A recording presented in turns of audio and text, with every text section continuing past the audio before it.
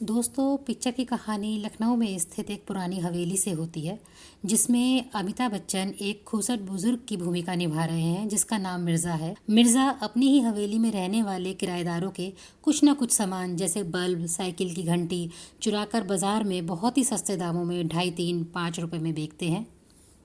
और इस हवेली का नाम है फ़ातिमा महल। यहाँ पर एंट्री होती है मिर्ज़ा की बेगम की, जिसका नाम है फ़ातिमा बेगम, और उसे ये हवेली उसे उसके बाप दादाओं से मिली थी। यहाँ पर रहने वाले बहुत सारे किराएदारों में से एक किराएदार की भूमिका निभा रहे हैं आयुष्मान खुराना, जिसका नाम है बाके बाके रस्तोगी। बाके इस हवेली में अपनी माँ और 3 बहनों के साथ रहता है। वो सारा दिन एक आटा चक्की चलाता है और मामूली सी जीविका कमा के अपना घर गृहस्थी चलाता है। बाके सुबह को अपना कुछ ना कुछ सामान चोरी पाकर मिर्ज़ा को एक तुच्चा चोर बताता है, और इसी तरह बाके और मिर्ज़ा के बीच में 36 का आंकड़ा रहता है और उनके बीच में नोकझोंक जारी रहती है। मिर्ज़ा जब भी बाके से किराया बढ़ाने के लिए कहता है, वो मना कर देता है, और इस तरह मिर्ज़ा भी बाके से काफ़ी नाराज़ रहता है, और वो भी बाके को तंग करने के कोई ना कोई नए नए उपाय सोचता रहता है। वो कभी बाके से बाइक खड़ी करने का किराया मांगने लगता है कि मुझे रोज़ का किराया चाहिए, लेकिन बाके भी किसी न किसी तरह से उससे जान छुड़ाकर वहाँ से भागता रहता है। जब भी मिर्ज़ा बाके से किराया मांगने आता है तो बाके कोई ना कोई बहाना बना ही लेता है किराया ना देने के लिए, लेकिन मिर्ज़ा सब समझ जाता है, और इसी तरह इनकी नोकझोंक चलती रहती है। कहानी तब एक दिलचस्प मोड़ लेती है जब बाके सुबह टॉयलेट जाने के लिए आता है, लेकिन टॉयलेट पहले से ही व्यस्त होता है। बाके काफ़ी देर इंतज़ार करता है, फिर गुस्से से टॉयलेट की दीवार पर मारता है और दीवार टूट जाती है। मिर्ज़ा बाके से मरम्मत करने के लिए कहता है और बाके मना कर देता है। बाकी किराएदार भी बाकी का साथ देते हैं। मिर्ज़ा कहता है ठीक है, तो फिर मैं भी दीवार ठीक नहीं कराऊंगा, अब जाना टॉयलेट। बाके कहता है इतनी बड़ी हवेली है, किसी भी टॉयलेट में चले जाएंगे, लेकिन मिर्ज़ा भी कम नहीं, वो सारे टॉयलेट को रात को ताला लगाकर सो जाता है। इधर रात को जब बाके की बहन उसे जगाती है और टॉयलेट जाने के लिए कहती है, तो बाके कहता है मुझे क्यों तंग कर रही है, नीचे चली जा। तब उसकी बहन कहती है वहाँ तो मिर्ज़ा चाचा ताला लगाकर सो रहे हैं।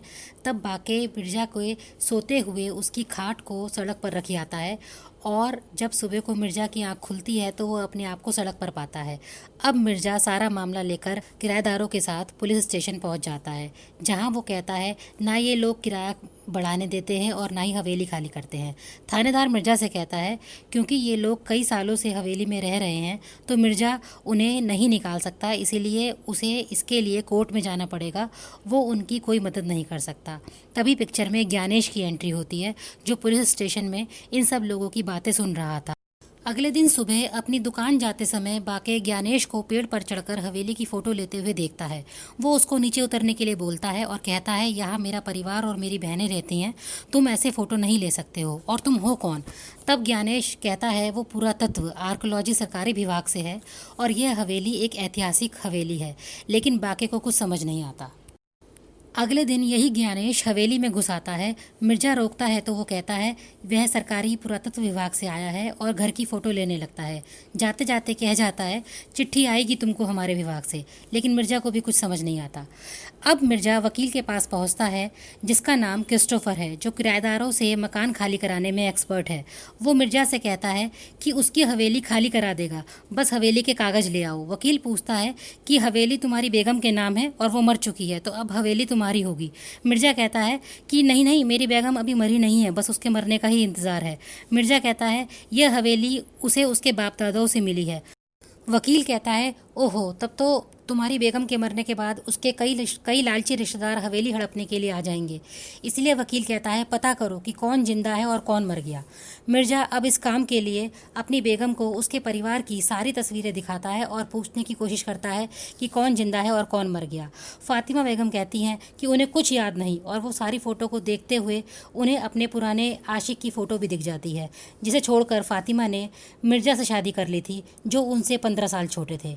मिर्ज़ा के हाथ मगर कुछ नहीं लगता, क्योंकि फातिमा को कुछ याद नहीं कि कौन जिंदा है और कौन मर गया। मिर्ज़ा हवेली के कागज़ लेके वकील के पास पहुंचता है। वकील कहता है कागज़ों का काम तो चलो हो गया, लेकिन अब रिश्तेदारों से एनओसी नो ऑब्जेक्शन सर्टिफिकेट लेना पड़ेगा।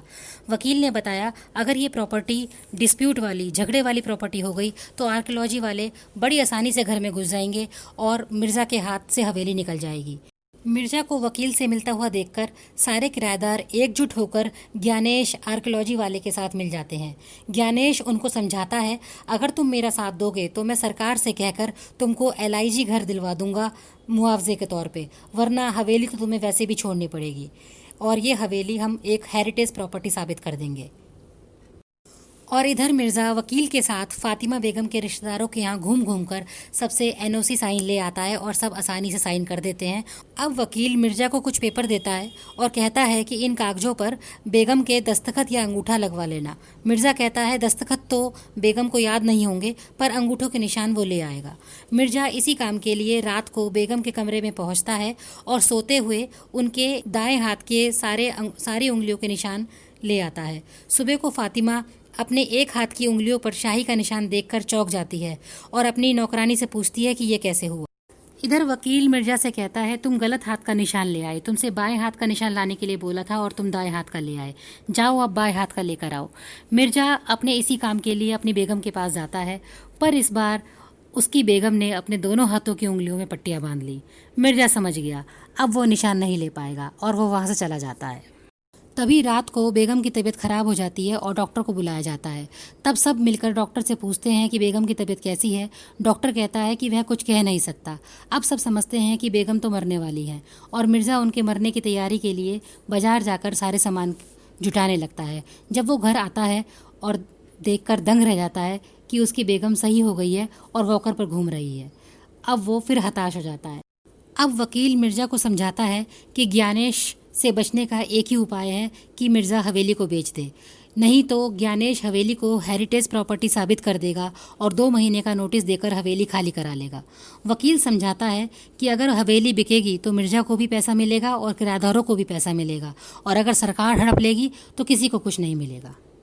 और इधर ज्ञानेश की गतिविधियां भी तेज हो जाती हैं और वो सरकार के साथ मिलकर हवेली की ऐतिहासिक महत्ता साबित करने के पीछे लग जाता है। अब वकील मिर्ज़ा को मुनमुन जी बिल्डर के पास लेके जाता है, जो बहुत पैसे वाला एक बड़ा आदमी है। मुनमुन कहता है कि इस डील को बस 2 दिन में ख़त्म करा दो। अब फाइनल सीन में पुरातत्व वाले हवेली में नोटिस लेके घुस जाते हैं और नोटिस पढ़ने लगते हैं।